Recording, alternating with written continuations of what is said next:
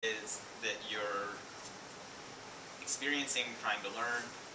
Those are principles that are actually, I think, pretty broadly applicable to all sorts of situations. I mean, when you throw down your keys and you don't remember where you put them, it's because you weren't paying attention. And that's all fine and good, because usually you end up finding your keys in the end. But you can be the kind of person who treats everything like you're throwing down your keys. And if there's one thing that I feel like I took from this whole experience on like a deeper kind of like, this is something I have in the front of my mind as I move through the world as a result of all of this sort of level, it's just the importance of not being that kind of person, and of being mindful and paying attention and being the kind of person who's going to remember to remember. Yeah, so that was like my real takeaway. Well, somebody that has next questions. Did you research at all how movement comes into memory and rhythm?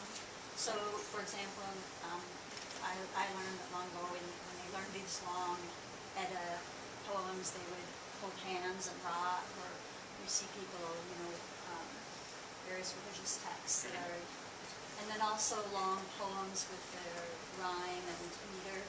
So did you study that at all? Yeah, absolutely. That's, first of all, rhyme and meter, I mean, are like two of the best memory techniques there are. It's how the Odyssey and the Iliad were transmitted, with rhyme and with alliteration, and with meter, with all sorts of techniques that made world poetry more memorable. Kinesthetic movement, that memory, absolutely. It's demonstrably true that if you tell somebody to pick up a pencil, and you tell somebody to pick up a pencil while they're picking up a pencil, they'll have an easier time remembering it if they're actually picking up a pencil. And that's part of the reason that one of the ways actors memorize scripts is they're not just remembering a bunch of text, they're actually doing something while they're remembering it, and that's just more associational cues that are hooks to hang things on. Maybe one more question?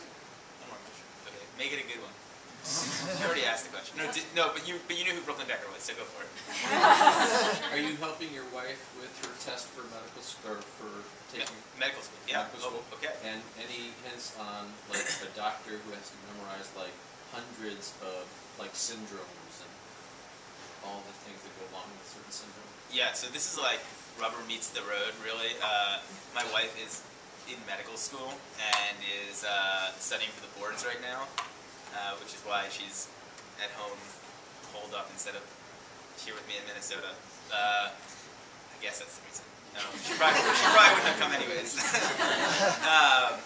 And so she ends up using this stuff more than I do at this point.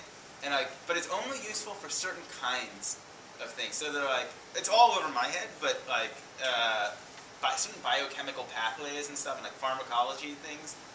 She's like, this has been really useful. And then there's other stuff like knowing the bones of the body, I guess, or whatever, where it's just this isn't really helpful. So it's been interesting to see. And so take one last story, which is I write about in this book, a teacher in the South Bronx in New York who uses some of these techniques in his classroom. And this is in a neighborhood where half the kids don't even graduate from high school, and his kids essentially like memorize their AP US history curriculum. I mean, it's crazy. It's really impressive. And they all like basically aced the state regents exam, and this guy's won 3 Teacher of the Year awards, state or national level, I'm not sure.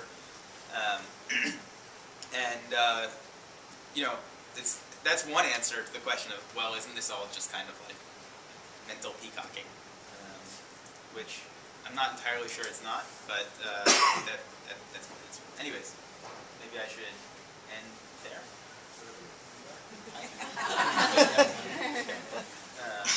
Josh will be available up front to sign copies of his book, so I hope you'll stop by, chat with him a little further, and thank you all very much for coming.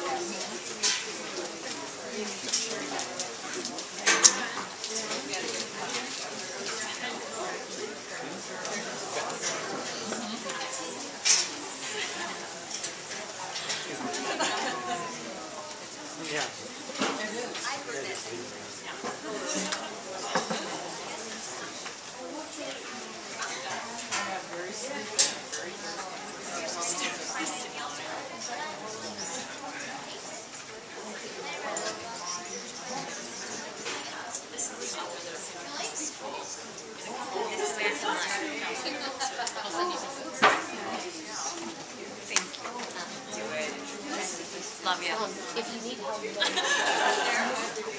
Oh no, I should be able to pull right out. Yeah, it was pretty legit. Right. See you. Good luck. Yeah. No, it's gonna be okay. My mom's gonna be a little okay. That's gonna be like the biggest stressor. That's just gonna be the feeling. You can do it. Thank you so much for Saturday.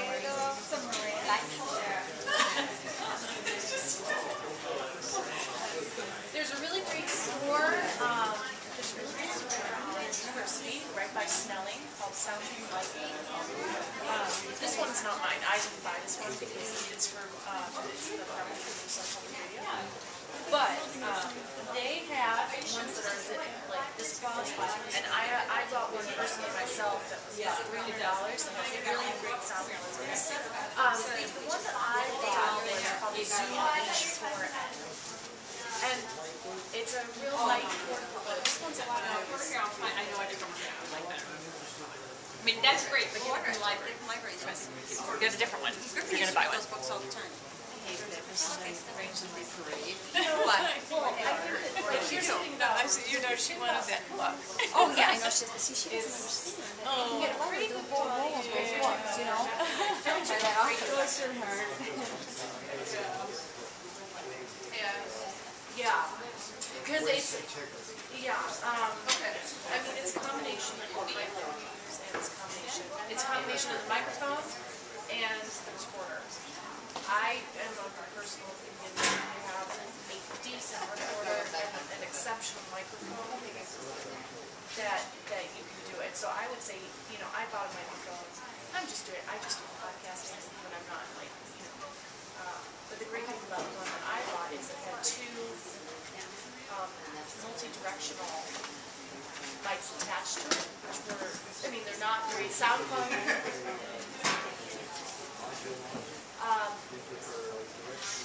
Well, no, they could move too. There were two small ones. The quality of your sound is just okay. It's definitely not professional quality, but it's great for like ambient and more noise outside, just gathering ambient. It works great.